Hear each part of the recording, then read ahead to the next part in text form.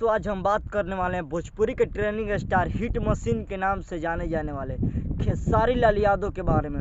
उनका एक बहुत ही होली सॉन्ग ब्लॉक बस्टर गाना गया जिस गाना का नाम है मामला चोली चोरी के। वो क्या गाना है, बहुत ही बेहतरीन गाना है। क्या उस गाना को शूट किया गया, आप लोगों ने गाना नहीं सुना तो लीजिए गाना।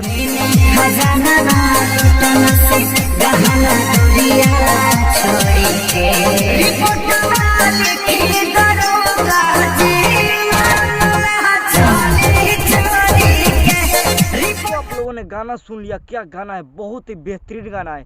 इस गाने में जो मॉडल काम कर रही है वो सोई रहती है, चोर आता है उनका चोली गहना हुआना चुरा कर लेके चला जाता है। तब खेसारी लाल यादव उनको पकड़ कर लाते हैं और दरोगा जी के पास जाकर रिपोर्ट लिखवाते हैं। तब उसके बाद खेसारी लाल यादव गाना गाते हैं। क्या गाना गाते हैं, बहुत ही जबरदस्त तरीके से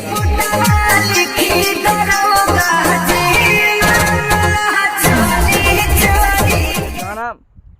एक दिन में 1 मिलियन यानी 10 लाख ये गाना आपको मिलेगा कहाँ, खेसारी म्यूजिक वर्ल्ड पर यह गाना आया है। और एक दिन में 1 मिलियन इस गाने पर कहीं नहीं सकते हैं। बहुत ही ज़बरदस्त तरीके से गाना है। और खेसारी लाल यादव उनका कोई भी गाना आता है तो ट्रेंडिंग में जाता है और ये भी गाना ट्रेंडिंग में है खेसारी लाल यादव को। दोस्तों खेसारी लाल यादव के ये गाना के बारे में आप लोग का क्या कहना है नीचे कमेंट बॉक्स में बताइए। अभी तक गाना नहीं सुने हैं तो जाकर गाना सुनिए और गाना को बहुत सारा आशीर्वाद प्यार दीजिए। तो ठीक है दोस्तों, मिलते हैं नेक्स्ट वीडियो में, तब तक के नमस्कार।